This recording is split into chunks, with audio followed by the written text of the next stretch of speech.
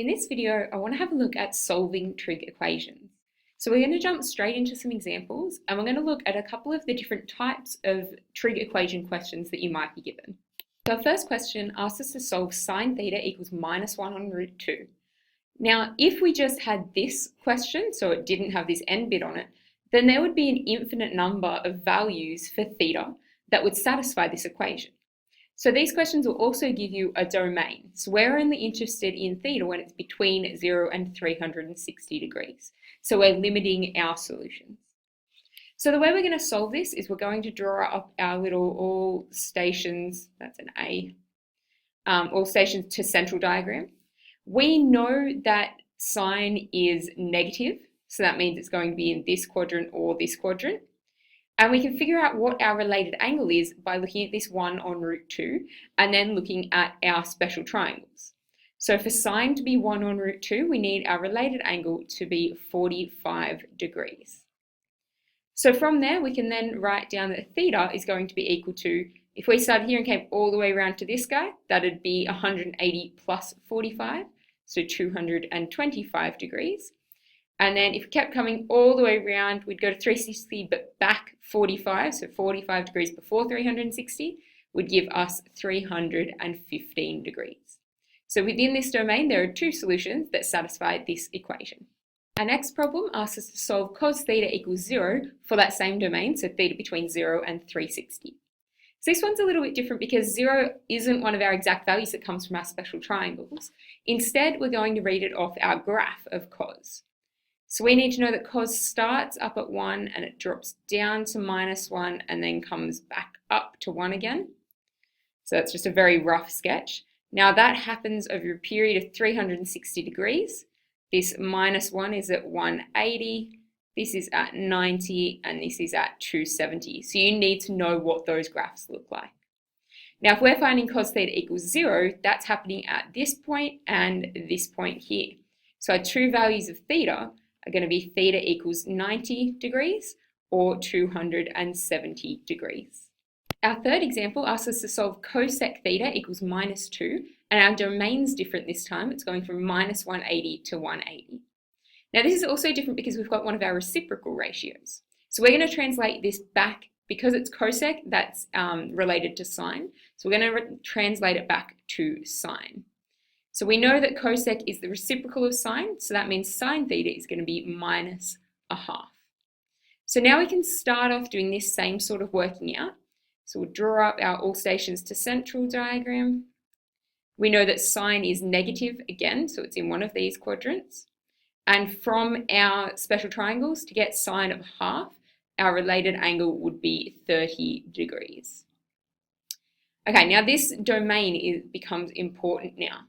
We can't just go round and read off like we did before, so we read like that and then we kept going all the way around to this guy, because 180 degrees only gets us to here, and that's not where our angles are. So both of our angles in this case are going to be negative angles, so coming around this direction instead. So to get to this one here, that would be an angle of theta equals minus 30 degrees. And then if we keep coming all the way around to this guy, that would be minus 150 degrees. And that's because minus 180 is here and we're 30 before that. All right, our fourth problem asks us to solve the square root of 2 cos theta minus 1 equals 0. And we're back to that standard domain of 0 to 360 degrees. So the first thing we need to do is rearrange this so that we just have cos theta on its own on one side of the equals sign. So I'm going to add 1 to both sides and we have root 2 cos theta equals 1. And then divide both sides by root 2. So we'd have cos theta equals 1 over root 2. And now it's just back to that standard way of solving it like our first example. So we've got all stations to central. We know that cos is positive, so that's this quadrant or this quadrant. And from our special triangles, our related angle is 45 degrees. So that means that our theta is going to be 45 degrees in that first quadrant, or round in our fourth quadrant, it would be 315 degrees. Our fifth example asks us to solve tan squared theta equals 1/3 between 0 and 360. So again, we need to get tan theta on its own, so we need to get rid of that squared. So we're going to take the square root of both sides. So that's going to mean that tan theta is equal to plus or minus Now the square root of 1 is just 1, and the square root of 3 we'll write as the square root of 3. So this plus or minus is really important, because what that's going to mean is that in our little diagram, tan is both positive and negative, so that means it's going to be in all 4 of our quadrants. So we care about all of those angles. So we're actually going to get 4 solutions for this one. Now tan theta equals 1 on root 3. That's going to be a related angle of 30 degrees. So that means that our theta is going to be equal to 30 degrees in this quadrant. In this one, it would be 150. In this one down here, that would be 180 plus 30, so 210. And then in this one, that would be 330 degrees. So you've got 4 answers for that problem. All right, our last example asks us to solve cos of theta minus 50 equals root 3 on 2 between 0 and 360 degrees. So this one's a little bit different because of this theta minus 50 in there. So what I'm going to do, I'm going to replace that for a little while. So I'm going to say let alpha equal theta minus 50 degrees. So that means my problem is going to become cos of alpha equals root 3 on 2.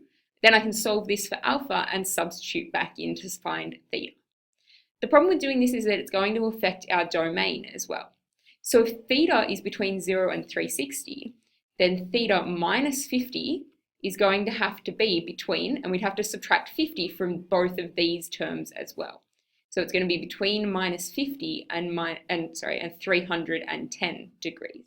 So that's the domain that we're looking for alpha, minus 50. All right, so we're now solving this new problem. We're solving this equation within this domain. So if we draw up our diagram, cos is positive, so it's in these ones here.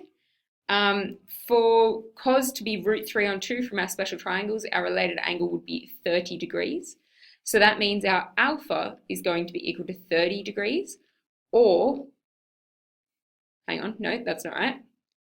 30 degrees is right, but if we have 30 degrees in this one, 310 only comes around here somewhere. So this angle, if we had our normal domain, this would be 360, but that's not within our domain. So we actually have to go in the negative direction to get to this one, and the positive direction to get to that one, so that we're staying in that domain.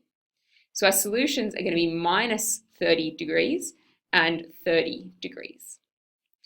Now we can translate back to alpha, back to theta. So if alpha equals theta minus 50, then alpha equals minus 30, would mean that theta minus 50 equals minus 30, which would mean that theta is equal to 20 if we add 50 to both sides. Then if we do that for the other one, if alpha is equal to 30, that means that theta minus 50 is equal to 30, and then theta is equal to 80 degrees. So this one's slightly more complicated, but we will get 2 answers within this domain of theta equals 20 and theta equals 80 to satisfy that equation.